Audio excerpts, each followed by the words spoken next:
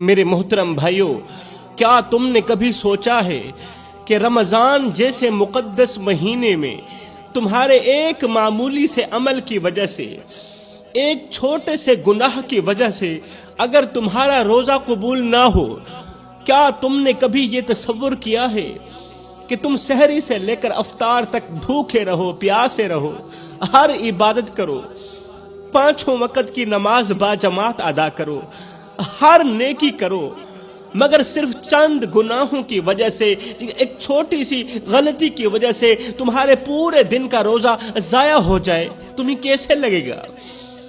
تم بھوکے بھی رہو، پیاسے بھی رہو، لیکن پھر بھی تمہیں ثواب نہ ملے۔ یہ کوئی عام بات نہیں ہے میرے بھائیوں، بلکہ ایک تباہ کن حقیقت ہے، ایک تباہ کن حقیقت ہے جسے سن کر تمہارے رونگٹے کھڑے ہو جائیں گے۔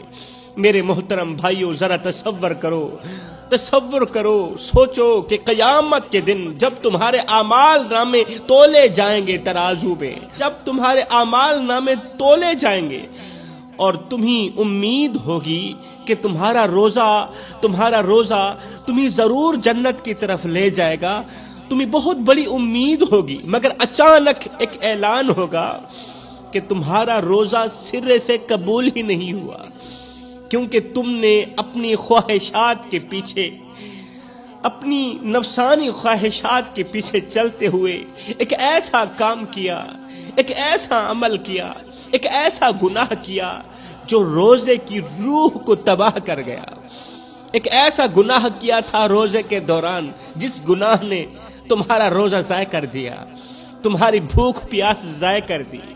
سوچو میرے بھائیوں، وہ لمحہ کتنا خوفناک ہوگا جب تمہیں امید ہوگی کہ میرا روزہ مجھے ہر حال میں جنت میں لے کر جائے گا، مگر ایک اعلان ہوگا کہ تیرا روزہ سرے سے قبول ہی نہیں ہوا۔ جب تمہیں پتہ چلے گا کہ تم نے دنیا کی چمک دمک کے لیے اپنی آخرت برباد کر دی، اللہ اکبر، تمہیں کیسا محسوس ہوگا اس وقت؟ یہ سب کچھ بتانے سے پہلے سب سے پہلے میں تمہیں رمضان کی حقیقت بیان کروں گا، رمضان کی فضیلت سناؤں گا، تاکہ تمہیں سمجھ آ سکے کہ یہ مہینہ کیوں سب سے زیادہ مقدس، برکتوں اور رحمتوں والا ہے۔ یہ مہینہ سب سے زیادہ مقدس کیوں ہے، برکتوں والا کیوں ہے، رحمتوں والا کیوں ہے؟ میرے محترم بھائیوں، سال میں 12 مہینے آتے ہیں، ہر بندہ جانتا ہے، ہر مہینے کی اپنی اپنی اہمیت ہے، اپنی اپنی فضیلت ہے۔ کوئی بھی مہینہ بیکار مہینہ نہیں ہے، ہر مہینے کی اپنی اہمیت ضرور ہے، مگر کچھ دن اور کچھ راتیں ایسی ہیں جنہیں اللہ نے خاص فضیلت اور برکتوں سے نوازا ہے۔ ان راتوں کو اللہ تعالیٰ نے خاص فضیلت دی ہے اور ان راتوں کو اللہ تعالیٰ نے بہت بڑی برکتوں سے نوازا ہے۔ جیسے دنوں میں سے بابرکت دن جمعے کا ہے، ہفتے میں 8 دن آتے ہیں، اور ان دنوں میں سے بابرکت جو دن ہے نا، وہ جمعے کا ہے۔ جتنی فضیلت جمعے کے دن کو دی گئی ہے، اتنی فضیلت کسی اور دن کو نہیں دی گئی۔ وہ دن جس میں ایک گھڑی ایسی ہوتی ہے، ایک لمحہ ایسا ہوتا ہے کہ جب بندہ اللہ سے جو بھی مانگتا ہے اللہ فوراً عطا کرتا ہے، اور وہ ہے جمعے کا دن، وہ گھڑی ہے جمعے کی گھڑی۔ اور سنو، راتوں میں سب سے زیادہ بابرکت رات شب قدر ہے، شب قدر کی رات، وہ رات جس میں قرآن نازل ہوا، وہ رات جو ہزاروں مہینوں سے بہتر رات ہے۔ ویسے تو راتیں بہت زیادہ ہیں، مگر اللہ نے جو فضیلت شب قدر کو دی ہے، وہ فضیلت کسی اور رات کو نہیں دی۔ وہ رات جس میں اللہ کی رحمتیں بے شمار نازل ہوتی ہیں۔ شب معراج کی رات بھی عظیم رات ہے۔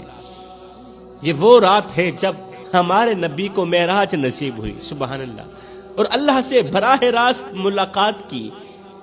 یہ رات بھی دوسری راتوں کی طرح نہیں ہے، اس رات کو خاص فضیلت حاصل ہے۔ اب سوچو، دنوں میں جمعے کا دن، راتوں میں شب قدر اور شب معراج کی رات اتنی عظیم ہے، تو کیا تم نے کبھی سوچا کہ مہینوں میں سب سے بابرکت مہینہ کون سا ہوگا؟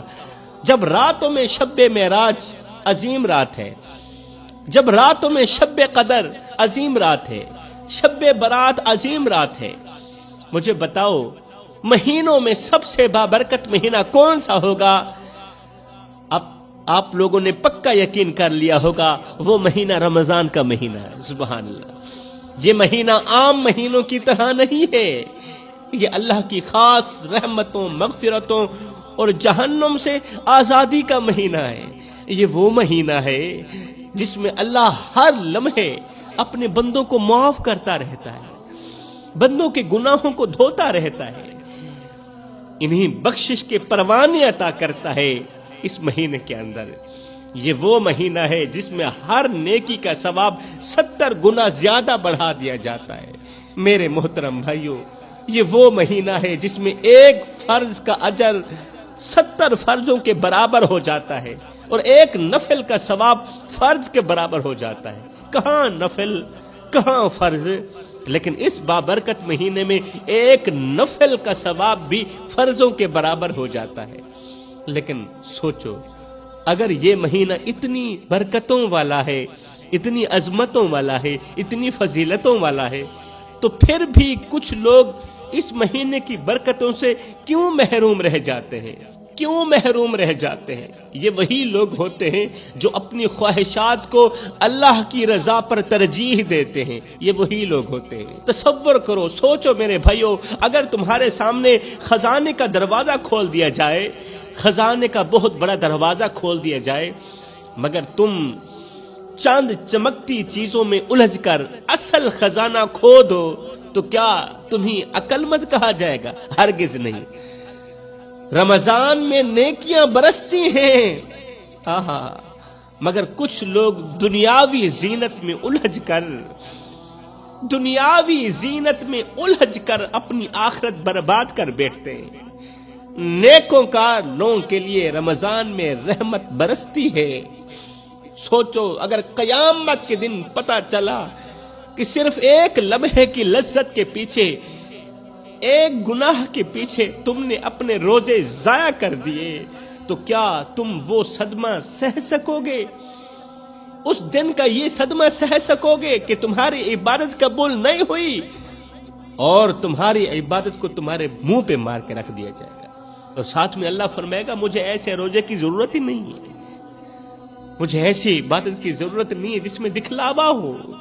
میرے محترم بھائیو، کیا جانتے ہو کہ اللہ تعالیٰ نے دنیا میں 3 طرح کی مخلوقات پیدا فرمائی، 3 طرح کی مخلوق پیدا کی میرے اللہ نے، جن میں سے ہر ایک کا مقام، ہر ایک کا مقصد الگ الگ ہے، مختلف ہے، ہر ایک کا امتحان مختلف ہے۔ نمبر 1، فرشتے۔ 3 طرح کی مخلوقات پیدا فرمائی۔ نمبر 1، فرشتے۔ اللہ تعالیٰ نے فرشتوں کو نور سے پیدا کیا، فرشتوں کو عقل دی، مگر شہوت نہیں دی۔ عقل دی ہے مگر شہوت نہیں دی۔ کن کو؟ فرشتوں کو۔ اس لیے تو وہ کبھی بھی اللہ کی نافرمانی نہیں کرتے، کیونکہ ان کے اندر شہوت ہے ہی نہیں۔ اللہ کی نافرمانی نہیں کرتے، نہ انہیں کھانے کی حاجت ہوتی ہے، پر بس ہر وقت عبادت میں لگے رہتے ہیں، نہ سونے کی ضرورت، نہ کھانے کی حاجت، نہ دنیاوی خواہشات کا کوئی لالچ ان کے دل میں ہوتا ہے، وہ بس اللہ کی عبادت میں مصروف رہتے ہیں۔ نمبر 1 فرشتے، نمبر 2 جانور۔ اللہ تعالیٰ نے جانوروں کو شہوت تو دی ہے مگر عقل نہیں دی۔ عقل فرشتوں کو دی ہے اور شہوت جانوروں کو دی ہے، اس لیے تو جانور اپنی خواہشات کے غلام ہوتے ہیں، وہ بس اپنی بھوک مٹانے، نیند پوری کرنے اور اپنی جبلت کے مطابق زندگی گزارنے میں لگے رہتے ہیں۔ وہ حلال و حرام کی تمیز نہیں کر پاتے، نہ انہیں نیکی اور بدی کی تمیز ہوتی ہے، نہ انہیں کسی چیز کا حساب دینا ہوتا ہے، حلال و حرام کی تمیز بھی نہیں کرتے، اس لیے کہ ان کے اندر سرے سے عقل رکھی ہی نہیں میرے اللہ نے، نہ وہ حلال و حرام کے فرق کو سمجھ سکتے ہیں۔ وہ جو دیکھتے ہیں وہی کر بیٹھتے ہیں، جو چاہتے ہیں اس کی پیروی کرتے ہیں، ان کا نہ کوئی مقصد ہے نہ کوئی امتحان، وہ صرف اپنی ضروریات کے ارد گرد گھومتے رہتے ہیں۔ کن کی بات کر رہا ہوں؟ جانوروں کی بات کر رہا ہوں۔ نمبر ایک فرشتوں کو اللہ نے عقل دی، شہوت نہیں دی۔ نمبر دو جانوروں کو اللہ تعالیٰ نے شہوت دی مگر عقل نہیں دی۔ نمبر تین انسان، اللہ تعالیٰ نے انسان میں عقل بھی رکھی ہے اور شہوت بھی رکھی ہے تاکہ وہ اپنی خواہشات پر قابو پا کر اللہ کی اطاعت کرے۔ اپنی خواہشات پر قابو پا کر انسان اللہ تعالیٰ کی اطاعت کرے، اللہ کی فرما برداری کرے اور خود فیصلہ کرے کہ اسے فرشتوں جیسا بننا ہے یا جانوروں جیسا بننا ہے۔ اللہ تعالیٰ نے انسان کو اختیار دے دیا، فیصلے کا اختیار دے دیا تاکہ وہ خود فیصلہ کر سکے کہ اسے فرشتوں جیسا بننا ہے یا جانوروں جیسا بننا ہے۔ یہی وہ فرق ہے جو انسان کو باقی تمام مخلوقات سے الگ کرتا ہے، جو اپنی عقل سے کام لے، جو حلال اور حرام کا فرق سمجھے، جو اپنی خواہشات کو قابو میں رکھ کر اللہ کی بندگی کرے، اللہ کی عبادت کرے، وہی اصل میں انسان کہلانے کے لائق ہے۔ جو عقل کا استعمال کرے، اللہ کی بندگی کرے، حقیقت میں وہی انسان کہلانے کے لائق ہے، بلکہ وہ فرشتوں سے بھی افضل ہو سکتا ہے۔ لیکن جو اپنی خواہشات کے پیچھے بھاگتا ہے، جو دنیاوی لذتوں میں کھو کر گناہ کرتا ہے، جو رمضان میں بھی اپنے نفس کا غلام بن کر اللہ کی نافرمانی کرتا ہے، وہ جانوروں سے بھی بدتر ہو جاتا ہے، وہ کتے سے بھی بدتر ہو جاتا ہے۔ ذرا سوچو میرے بھائیو، اگر ایک بادشاہ اپنے بیٹے کو تخت پر بٹھانے کے بجائے ایک بادشاہ اپنے بیٹے کو اپنے تخت پر بٹھانے کے بجائے اسے بے لگام چھوڑ دے اور وہ نشے، عیاشی اور بے راہ روی میں مبتلا ہو جائے، تو کیا وہ بادشاہ کا وارث بننے کے قابل ہوگا؟ ہرگز نہیں ہوگا۔ اسی طرح انسان اگر اپنی عقل کو چھوڑ کر خواہشات کے پیچھے چلنے لگے تو وہ اپنا مقام خود کھو بیٹھتا ہے۔ خواہشات کے پیچھے بھاگنے والا انسان اپنا مقام خود کھو دیتا ہے۔ اب فیصلہ تمہارے ہاتھ میں ہے کہ تمہیں اپنی عقل کو روشنی بنا کر اللہ کی قربت حاصل کرنی ہے یا اپنی خواہشات کے اندھیرے میں بھٹک کر جانوروں کے صف میں شامل ہونا ہے۔ یہ فیصلہ تمہارے ہاتھ میں ہے۔ جب اللہ تعالیٰ نے حضرت آدم علیہ السلام کو پیدا کیا اور فرشتوں کو حکم دیا کہ آدم کو سجدہ کرو، تمام فرشتے فوراً سجدے میں گر گئے، مگر ان میں سے ایک فرشتہ ایسا تھا جس نے سجدہ کرنے سے انکار کر دیا۔ وہ کون تھا؟ وہ تھا شیطان۔ وہ پہلا نافرمان تھا، پہلا سرکش تھا، پہلا وہ جس نے تکبر کیا اور کہا میں آدم سے بہتر ہوں۔ پہلا وہ تھا جس نے کہا میں آدم سے بہتر ہوں، کیونکہ اللہ تو نے مجھے آگ سے پیدا کیا اور آدم کو مٹی سے پیدا کیا، میں آگ سے پیدا کیا گیا، مٹی سے پیدا کیے گئے آدم کو کیسے سجدہ کر سکتا ہوں؟ میرے محترم بھائیو، ایک لمحے کے لیے سوچو، آج دنیا کے ہر انسان کو شیطان روکتا ہے کہ سجدہ نہ کرو، ایسا نا؟ دنیا کے ہر ایک انسان کو شیطان روکتا ہے کہ نماز نہ پڑھو، حق نہ بولو، سچ نہ بولو، نیکی نہ کرو، رمضان میں روزے نہ رکھو، گناہ کرو، خواہشات کے پیچھے بھاگو۔ آج ہر ایک انسان کو شیطان روکتا ہے، لیکن اس وقت شیطان کو کس نے روکا تھا کہ اللہ کی نافرمانی کر کے آدم کو سجدہ نہ کرو؟ اس وقت شیطان کو کس نے روکا تھا؟ حالانکہ شیطان سے پہلے تو کوئی شیطان نہیں تھا، آخر شیطان کو کس نے بہکاوے میں ڈالا تھا؟ اس وقت تو شیطان سے پہلے کوئی اور شیطان تھا ہی نہیں، تو پھر اسے کس نے بہکایا؟ اس وقت جس نے شیطان کو بہکایا وہ تھا اس کا اپنا نفس، ہاں وہی نفس جس کی آزمائش میں آج ہم سب مبتلا ہیں۔ اللہ تعالیٰ نے فرمایا بے شک نفس انسان کو برائی کی طرف لے جاتا ہے، مگر وہی کامیاب ہے جو اپنے نفس کو قابو میں رکھتا ہے۔ یہی رمضان کا اصل مقصد ہے میرے بھائیو، نفس کو لگام دینا، اپنی خواہشات کو روکنا، اپنے اندر کے شیطان کو قابو میں کرنا، یہی انسان کی کامیابی ہے۔ میرے رسول کریم صلی اللہ علیہ وآلہ وسلم نے فرمایا روزہ ایک ڈھال ہے، جو انسان کو گناہوں سے بچاتا ہے۔ یعنی روزہ صرف کھانے پینے سے رکنے کا نام نہیں، بلکہ یہ اس بات کا امتحان بھی ہے کہ تم اپنے نفس پر قابو پا سکتے ہو یا نہیں۔ یہ اس بات کا امتحان بھی ہے۔ یہ وہ وقت ہے جب شیطان قید کر دیا جاتا ہے، شیطان قید کر دیا جاتا ہے، مگر پھر بھی کچھ لوگ نافرمانی کرتے ہیں، گناہوں میں پڑ جاتے ہیں، حالانکہ شیطان قید ہے، کیونکہ اب انہیں بہکانے والا کوئی اور نہیں، انہیں بہکانے والا ان کا اپنا نفس ہی ہوتا ہے۔ ذرا سوچو میرے بھائیو، اگر کوئی قیدی سال بھر کہتا رہے کہ میں بری صحبت کی وجہ سے گناہ کرتا ہوں، سال بھر کہتا رہے کہ میں بری صحبت کی وجہ سے گناہ کرتا ہوں، لیکن جب وہ تنہا ہو اور پھر بھی وہی کام کرے، تو کیا اسے شیطان کا بہکاوا کہہ سکتے ہیں؟ ہرگز نہیں۔ وہ اس کا اپنا کردار ہوتا ہے کہ وہ تنہائی میں بھی گناہ کر بیٹھتا ہے۔ بالکل ایسے ہی رمضان میں جب شیطان قید ہوتا ہے تو جو لوگ پھر بھی گناہ کرتے ہیں وہ ثابت کر دیتے ہیں کہ انہیں بہکانے والا شیطان نہیں، بلکہ انہیں بہکانے والا ان کا اپنا نفس ہی ہے۔ اب فیصلہ تمہارے ہاتھ میں ہے، تم اپنے نفس کو قابو میں رکھ کر شیطان کو شکست دینا چاہتے ہو، یا نفس کی غلامی میں آ کر اسی شیطان کے راستے پر چلنا چاہتے ہو۔ یہ فیصلہ آپ لوگوں کے اپنے ہاتھ میں ہے۔ جوانوں، سب کچھ کرنا، جو چاہے کر لینا، مگر یہ 3 گناہ کبھی نہ کرنا۔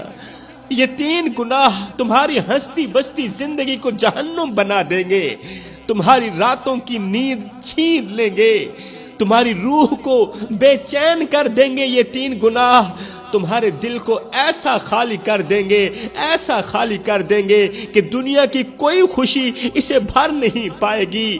تمہیں ایسا عذاب دیں گے، ایسا عذاب دیں گے کہ جیتے جی بھی مرنے کی خواہش کرو گے، جیتے جی مرنے کی خواہش کرو گے، مگر موت بھی تمہیں ترسا ترسا کر آئے گی۔ یہ 3 گناہ ایسے ہیں جس نے کیے وہ ہمیشہ پچھتایا، ہمیشہ پچھتایا، مگر پچھتاوا بھی اس کے کسی کام نہ آیا۔ آخر وہ کون سے 3 گناہ ہیں جو ہنستا بستا گھر اجاڑ کے رکھ دیتے ہیں؟ سنو، پہلا گناہ والدین کو دکھ دینا، ماں باپ کو دکھ دینا۔ یہ گناہ ایسا ہے جس نے کیا اس کی دنیا بھی اجڑ گئی اور آخرت بھی برباد ہو گئی۔ ماں باپ جن کے قدموں تلے جنت رکھی گئی، اگر ان کی بد دعا لگ جائے، اگر ماں باپ کی بد دعا لگ جائے تو نہ زمین پر سکون رہتی ہے، نہ آسمان سایہ دیتا ہے۔ ایک باپ کی محبت کو کون سمجھ سکتا ہے جو دن بھر دھوپ میں جلتا ہے، پسینے میں نہاتا ہے، اپنی سانسوں کو گروی رکھ کر اپنے بچوں کے لیے روٹی کماتا ہے، اور جب رات کو تھکا ہارا گھر لوٹتا ہے تو دروازے پر کھڑے معصوم چہرے دیکھ کر اپنی ساری تھکاوٹ بھول جاتا ہے۔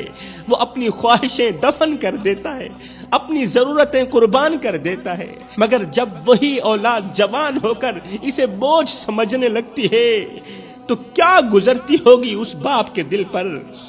وہ جس نے انگلی پکڑ کر اسے چلنا سکھایا، آج وہی بچے اسے بے بس چھوڑ جاتے ہیں۔ کہنے کو ایک کمرہ، ایک چارپائی ہوتی ہے، مگر وہ تنہائی کا ایسا قبرستان بن جاتی ہے جہاں کوئی ہمدردی کی شمع جلانے والا نہیں ہوتا۔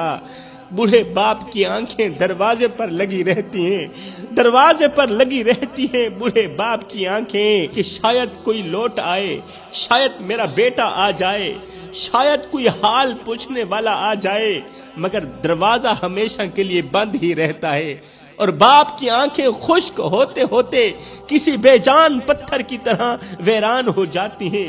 پھر ایک دن وہ باپ خاموشی سے یہ دنیا چھوڑ کر چلا جاتا ہے۔ وہ جس کی ہنسی کبھی گھر کی رونق ہوا کرتی تھی، آج اس کے جنازے پر رونے والا بھی کوئی نہیں۔ کیا یہی صلہ ہوتا ہے ایک باپ کی قربانیوں کا؟ کیا یہی مقدر ہوتا ہے اس شخص کا جس نے ساری زندگی اپنی اولاد کے لیے اپنے آپ کو مٹا دیا؟